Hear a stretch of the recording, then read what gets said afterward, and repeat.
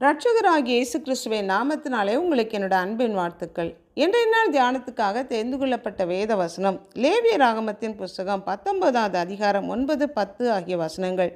நீங்கள் தேசத்தின் பயிரை அறுக்கும்போது உன் வயலின் ஓரத்தில் இருக்கிறதை தீர அறுக்காமலும் சிந்தப்பட்ட கதிர்களை பொறுக்காமலும் உன் திராட்சை தோட்டத்திலே பின் அறுப்பை அறுக்காமலும் அதிலே சிந்தி கிடக்கிற பழங்களை பொறுக்காமலும் அவைகளை எளியவனுக்கும் பரதேசிக்கும் விட்டுவிடுவாயாக. நான் உங்கள் தேவனாகிய கர்த்தர் என்று சிந்தி கிடக்கிற தானியங்களை திரும்ப பொறுக்க வேண்டாம் என்று கர்த்தர் அவைகளை எளியவனுக்கும் பரதேசிக்கும் விட்டுவிடு என்று சொன்னார். தேவன் அவரால் படைக்கப்பட்ட மக்கள் மீது கரிசனை உள்ள தேவனாக காணப்படுகிறார்.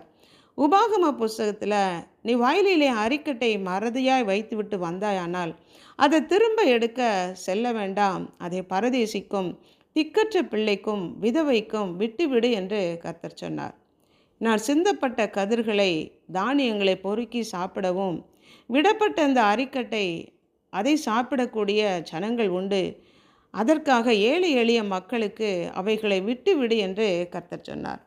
பஞ்சத்து நிமித்தமாக மோவாப் தேசம் சென்று குடியேறிய நகோமியின் கணவனும் அவனுடைய 2 மகன்களும் மரித்து போன பிற்பாடு நகோமி தன்னுடைய 2 மருமக்களை பார்த்து அவர்களை தகப்பன் வீட்டுக்கு சென்று விட சொன்னபோது ஒர்பால் என்ற மருமகள் தன்னுடைய மாமியை முத்தம் செய்து தன் தகப்பன் வீட்டுக்கு சென்று விட்டாள். ஆனால் ரூத்தோ நகோமியை தன்னுடைய மாமியை விடாமல் பற்றி கொண்டாள். இவர்கள் இருவரும் பெத்லெகேம் வந்து சேர்ந்தார்கள். தன்னுடைய மாமிக்கு ஆகாரம் வேண்டும், தனக்கும் வேண்டும் என்பதற்காக ரூத் வயல்வெளிக்கு சென்று கதிர்களை பொறுக்க சென்று வார்கோதுமை கதிரை பொறுக்கி தன்னுடைய மாமியிடம் கொண்டு வந்தாள்.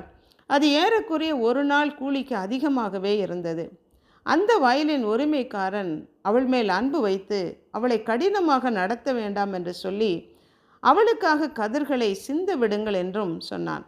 இந்த சிந்தப்பட்ட கதிர்களை பொறுக்கி ஜீவனம் பண்ணக்கூடிய ஏழை எளிய மக்கள், விதவைகள், திக்கற்ற பிள்ளைகளை தேவன் கருத்தில் கொண்டு வயல்களிலே சிந்தப்பட்ட கதிர்களையும் விடப்பட்ட அரிக்கட்டையும் திரும்ப எடுக்க வேண்டாம், கதிர்களை பொறுக்கி கொள்ள வேண்டாம், அதை ஏழை எளிய மக்களுக்காக விட்டுவிடு என்று கர்த்தர் சொன்னார்.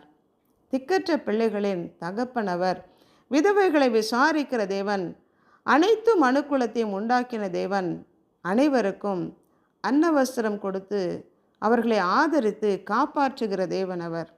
அன்புள்ள ஆண்டவரே, இந்த பூமியிலே எல்லா மனிதரையும் உண்டாக்கின தேவன் நீங்கள். இந்த பூமியின் சொந்தக்காரர் நீங்கள். வாங்குகிறதை பார்க்கிலும் கொடுப்பதே பாக்கியம் என்று கர்த்தர் சொல்லியிருக்கிறீங்க. ஏழைக்கு இறங்குகிறவன் கர்த்தருக்கு கடன் கொடுக்கிறான். இந்த சிறியரில் ஒருவனுக்கு எதை செய்தீர்களோ அதை எனக்கே செய்தீர்கள் என்று சொன்ன தேவன், ஏழை எளிய மக்களுக்காக கதிர்களை சிந்த விடவும் அரிக்கட்டை வைத்துவிட்டு வரவும் சொன்ன தேவன் நீங்கள் ஆண்டவரே. உம்முடைய கரங்களுக்குள்ளாக எங்களை அர்ப்பணித்து ஜெபிக்கிறோம். நாங்களும் எங்களை சுற்றிலும் உள்ள ஏழை எளிய மக்கள் மீது கரிசனையோடு அன்போடு அவர்களுக்கு எங்களாலே முடிந்த உதவிகளை செய்யத்தக்கதான அந்த கிருபை கர்த்தர் எங்களுக்கு தரும்படியாய் ஜெபிக்கிறோம். ஏழை எளிய மக்களுக்கு அன்னவஸ்திரம் கொடுத்து ஆதரிக்கிற உம்முடைய கரங்களுக்குள்ளாக எங்கள் ஒவ்வொருவரையும் நாங்கள் அர்ப்பணித்து ஜெபிக்கிறோம். தேவைகளை எல்லாம் சந்திக்கிற தேவன் நீங்கள். விதவைகளை விசாரிக்கிற தேவன், திக்கற்ற பிள்ளைகளுக்கு தகப்பன். உடைய கரங்களுக்குள்ளாக எங்கள் ஒவ்வொருவரையும் நாங்கள் அர்ப்பணித்து ஜெபிக்கிறோம். இயேசு கிறிஸ்துவின் நாமத்தினால் ஜெபிக்கிறோம் பிதாவே, ஆமென்.